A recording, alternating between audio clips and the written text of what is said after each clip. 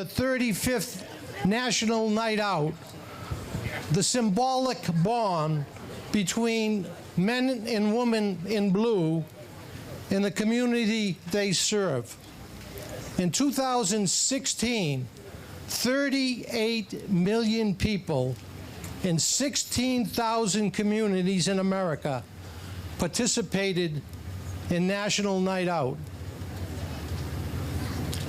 One should feel safe walking in the streets of his or her community and to associate with any and all. That is a right guaranteed by our Constitution. But that safety is challenged at times. Today, the freedom of safety has to be earned, and the best way to do it is the participation of neighborhood groups with their police working as one to address crimes and quality life issues to make our neighborhoods safe, a better place to live, and for businesses to thrive. We accomplish the above with block watches, neighborhood watches, drug programs, and other anti-crime efforts.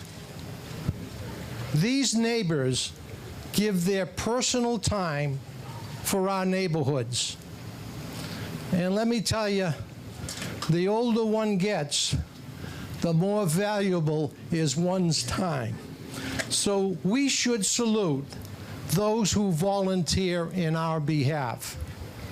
Tonight, we celebrate and honor an individual in a neighborhood watch program, as we have done for 34 years.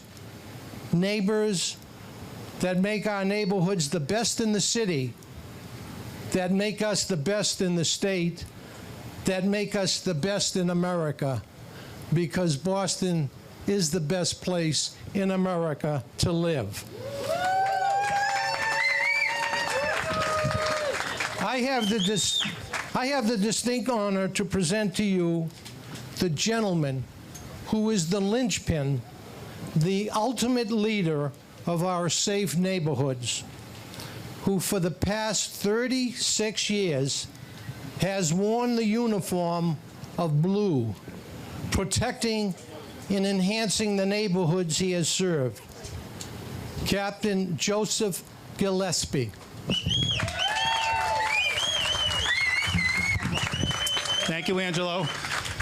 And I know tonight we're here to celebrate the relationship between the community organizers and the Boston Police Department, but also our elected officials who are instrumental in coming to our meetings and enhancing the city services that all the constituents are looking for. So thank you, Angelo. And thank you to all our elected officials also. So at this time, I'm going to call up Mayor Martin Walsh to say a few words.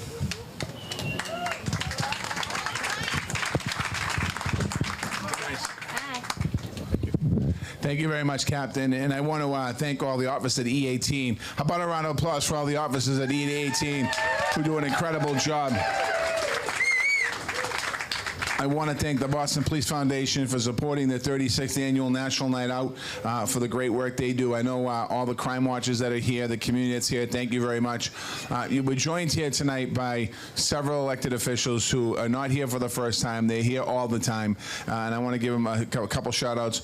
We have City Council Michael Flaherty, who's with us tonight. This is our second of 6 stops tonight. City Councilor Nisha Sabi George, who's here with us.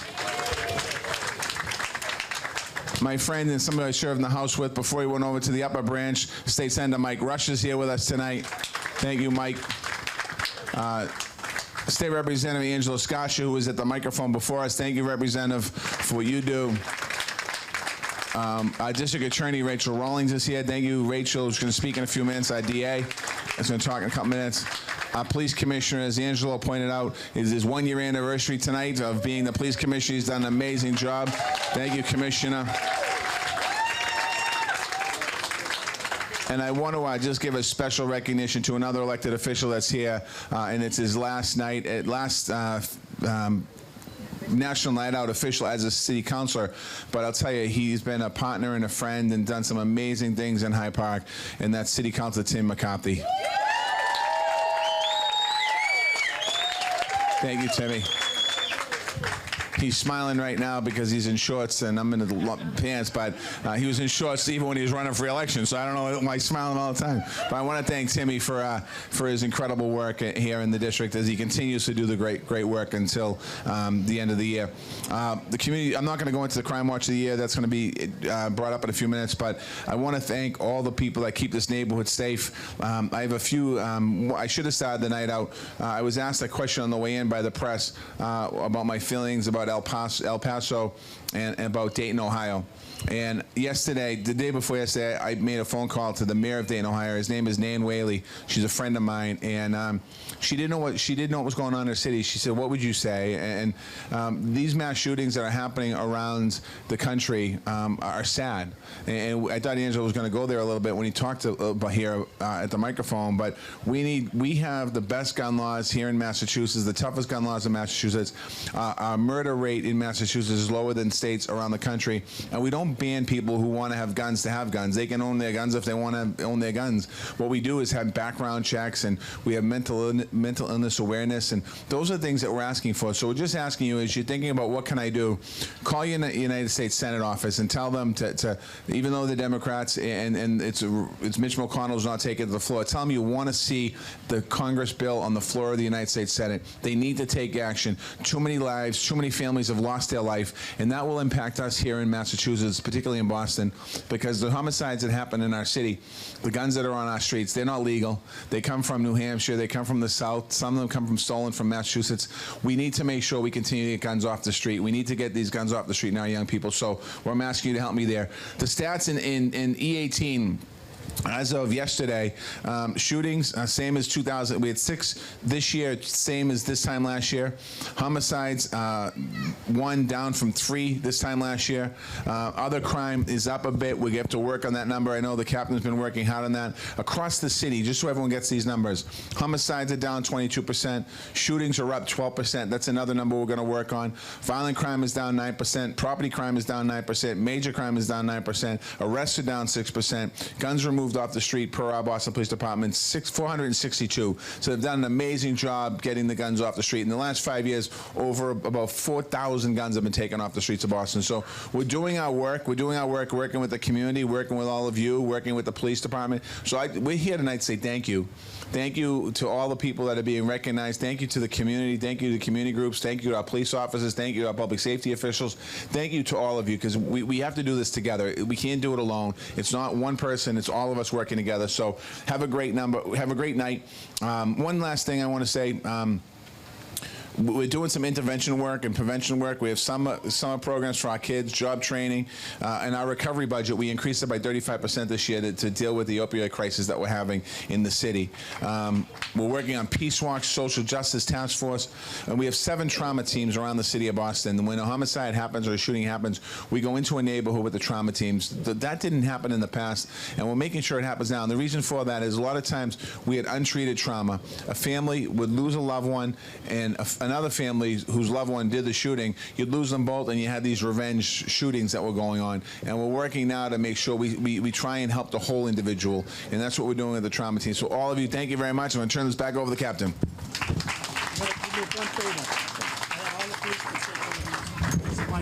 Famous chocolate chip cookies. Okay. Famous chocolate chip cookies. I guarantee you. I like them. Take another one. At this time, I'd like to call up Commissioner William Gross. My classmate. Yeah, I was just bragging about you.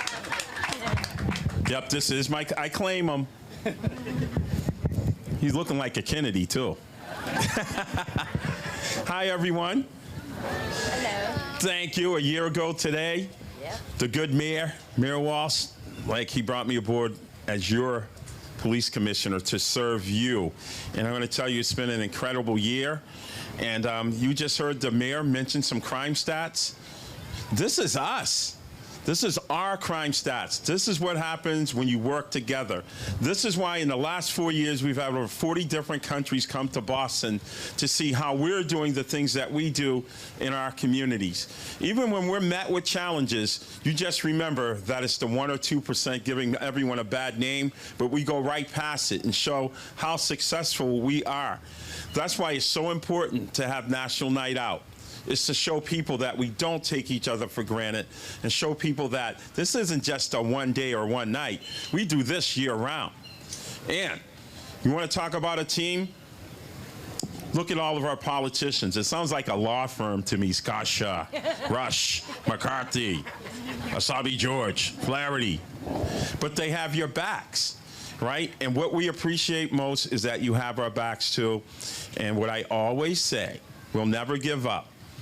You know why? The seniors paved the way. Let's give a hand to the seniors, please, that paved the way for us. Woo! And the seniors taught us that we have to make the way for the future. Our children that are here with us today, we're going to make sure the road that they travel will be much smoother because of our experiences and what we do together to make sure that we're successful. And at this time, I'd like to give a huge shout out to my command staff, led by Superintendent-in-Chief Greg Long. Command staff, just look around. They're the ones with all the bling, all the stars. And again, thank you for your support. Now, I'm going to bring up someone. Don't believe the papers. We work hand in hand every day. We always keep it real and honest to each other. And Captain, may I bring up the next speaker? Thank you. Got to respect my classmate. District Attorney Rachel Rollins. Please step up. Thank you. I gotta have this. It's my famous chocolate chip cookie. Uh-oh. Where you taste it? I just gave one to. I'm going to have a famous chocolate chip cookie. Yes. It is. Thank you, Commissioner. I want to make sure that we not only thank the mayor and the commissioner, the senator and city councilor from this district, but last year when I was here, I was a candidate, so I know there are several candidates running for office.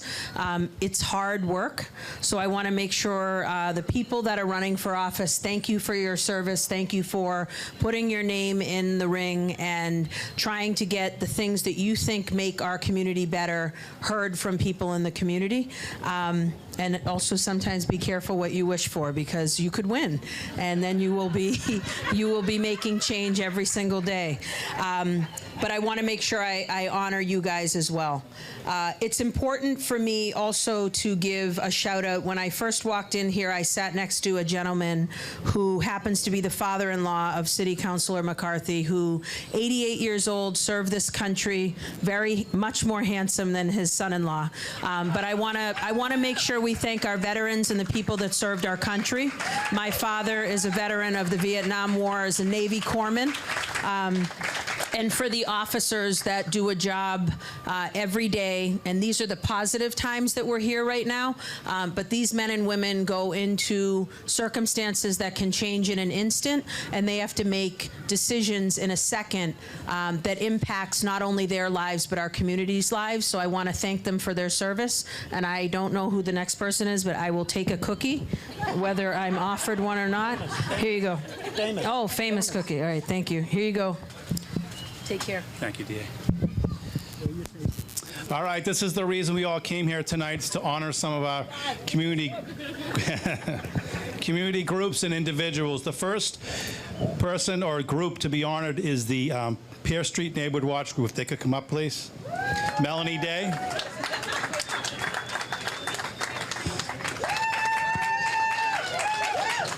Yeah, bring up the whole crew. No. Come on. This group was established in fall of 2012, and they meet every first Thursday of the month. I'm sorry, it is Tuesday, you're right. It does say Tuesday. The group's one of our smaller groups in number, but they're determined to ensure that their neighborhood remains safe and that their partnership with the Boston Police Department remains strong. The group is led by Melanie Day, right here. She has been able to reduce crime and improve the quality of life in her area by voicing their concerns to us and the neighborhood liaisons that attend their meetings. Together with our E18 Community Service Office, they've addressed, among other things, issues with drugs, motor vehicle issues regarding traffic violations, and overall crime in their area. Their compassion for their community and willingness to work to keep it safe by being vigilant and proactive demonstrates their commitment and devotion to their community and merits their reception of the Neighborhood Watch Group for this year. Thank you. Melanie, you want to say anything? Melanie, you want to say anything? Here you go. Rachel. Yeah. I don't know if Delegate Buchanan.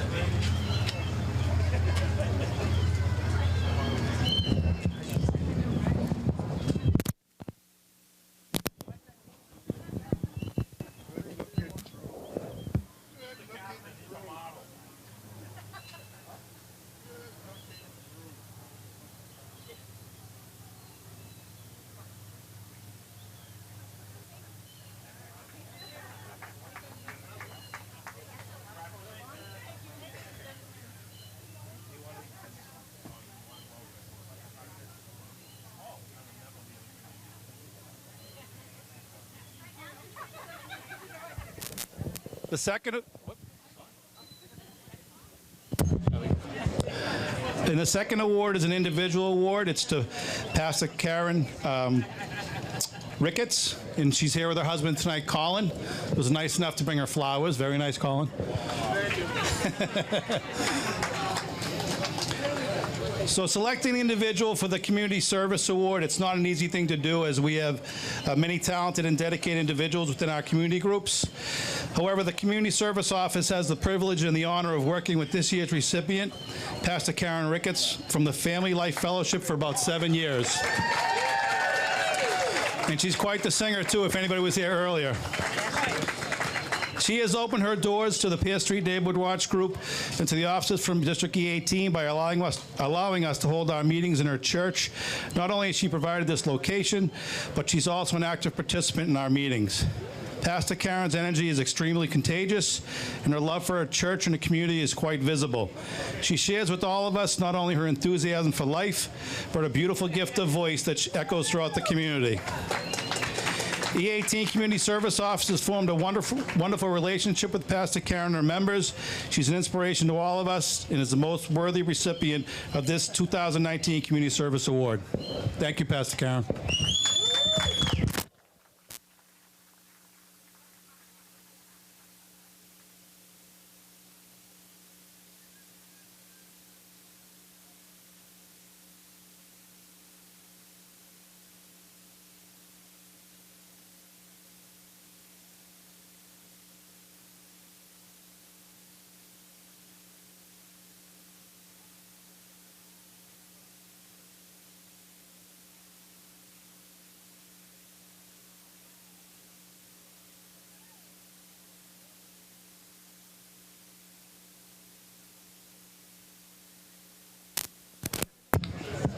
Well, that concludes the ceremony for this evening. Thank you all for coming out to all our community groups. I'd like to thank 7-Eleven and AT&T for their donations for the water and their snacks down the back. So thank you all for coming, and please stick around and have some fun. Thank you.